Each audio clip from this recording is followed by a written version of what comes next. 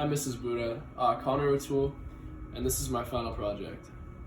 So the company that I'm gonna be working for, or supposedly working for a job interview right now, is called 380 Studios out of Chablis, Georgia, which is right outside of Atlanta in Georgia. They have a team of about 5 engineers that run the studio that work in and out day to day. And they've worked with some of the top names in the industry in the last 1 to 2 years. And the position that I'll be applying for is the mix engineer and producer position. So the first question that I'm going to answer is, where do you see yourself in 5 years? So this is a big question that I always ask myself, but there's some main points that I've kept grounded that I know in many years from now will stay the same. And one of my main goals in 5 years is I want to have my own studio potentially in a new house or apartment. Like, I just want to build a studio and have people record there, whether it's a place in my house or its own separate building or entity.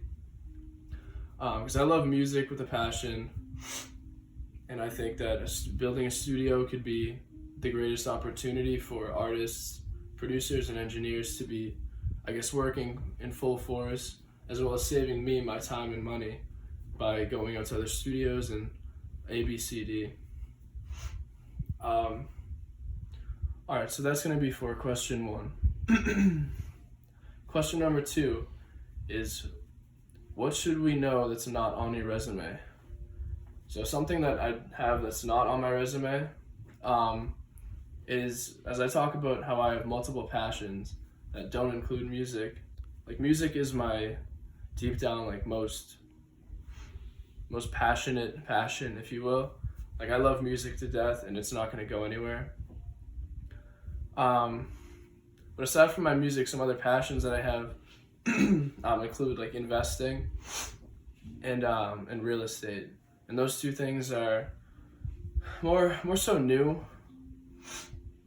But I've found a lot of love doing these other things, because in the end, sometimes if I can learn how to invest, learn how to do real estate, these are things that I can build up for myself, help me in my future, and I've already fallen in love with these, and all they're gonna do is enable me to really push music, which is my main passion, like, without any worries about money or financial stability. And any of these passions that I have are basically built towards me bettering myself, so I can focus on exactly what I love every single day and for the rest of my life. Question number 3 that I have is, what are your long-range career goals, and what do you plan on doing to achieve them? So, like I kind of said before, how a big goal that I have in the future is to kind of run my own studio, build my own studio, and have my own space, maybe away from home, or it could be in my house for all I know in the next few years. But aside from that, being in my own studio and having my own studio, a big plan that I have is I want to be working with, more so I want to be producing for some of the biggest names in the industry.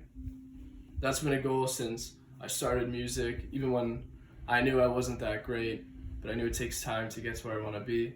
But to be able to work with some of these bigger artists that have real fan bases, real followings, and they really know what they're doing when it comes to making the music and recording, that's just a goal that I've had since I started music. I love it. I'd love to work with some of these artists that have a bigger name. Alright, so that's going to conclude question 3. Number 4 is, what is important to you in a job?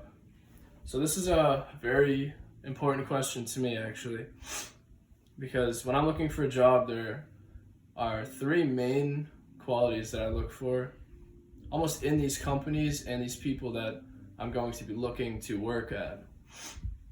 So the main 3 points that I look for are,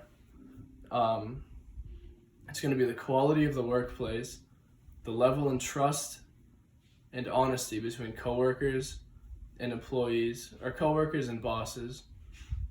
And the third point is like reliability and compatibility between coworkers. The quality of the workplace, that means kind of like what kind of environment is the job?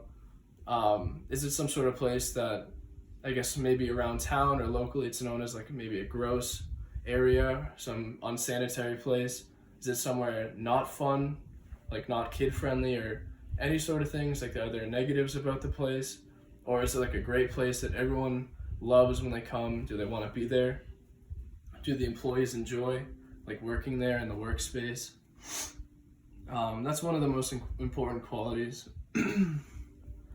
Let's see. So second, quality of the workplace. So the second one is going to be the level and honesty between coworkers and bosses. Now, I've had some bosses in the past that they don't really take care of their workplace as much as their employees do. And there's a lot of things that can go sour between coworkers, bosses, and just being able to, I don't know, I guess be honest and trustworthy with all your employees is very important, just so if there's any issues or problems that come up between employees and bosses, whether it's miscommunication or employees lying about something and the boss doesn't know, and then the boss takes it out on the wrong person, having someone that's very understanding and like willing to work with the problems that are at hand, that's a very important thing too. Like, they really have to like know what's going on and really care about what's going on, especially when dealing like with their own company. The third point is going to be the compatibility and reliability of coworkers. So when I work at a job, or anyone works at a job, like you're spending a lot of your time there, potentially from 20 to 40 hours a week, if not more. And the people that you work around and spend your time around every day is very important into building you up as a person, building you down as a person if the energy's not right. And if you're looking into a workplace that, like, if you see when you walk in, like if the fellow employees are all drained, they're all bored, tired, or if there's always some tension between either employees or everyone's always mad at something, then that could be a big sign of, I guess, something bigger in the company itself, which to me it's like a red flag. Because when I walk into a job, I want to be at least happy to walk in there, and then I want my employees or my fellow employees to be, I guess, maybe happy to see me, or I guess even willing to talk to me as a person. So that'll conclude question 4. Question 5. This one's going to be the most rewarding college or work experience. So I guess my most rewarding experience, that came about 2 years ago. This is when I was in a studio session with some major producers and DJs. This came out of not really directly from the school, but I guess just on my own time. Like the people I was working with, it eventually just kind of built up into like the session that it was. So I sent some beats out because I have a manager, and I sent some beats from my manager, and he sent them to this DJ that he knew, but I didn't know who the DJ was at the time. And this DJ sent me a DM, I guess maybe about a week later, because I guess the emails got mixed up. So my manager told him, hey, Connor sent beats from one email, but I sent him from a different one, so we didn't see him for a while.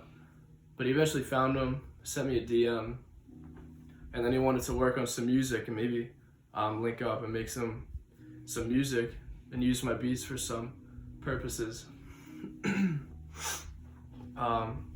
After that, like after we messaged, we met up about a week later, and we had a session like right almost outside of Orlando, right on the edge of Orlando at some studio, but it was fun. It was good. Like I recorded a song with them, a bunch of people in the studio, from 10 to 12 different people, just sitting and watching, listening, like partying almost.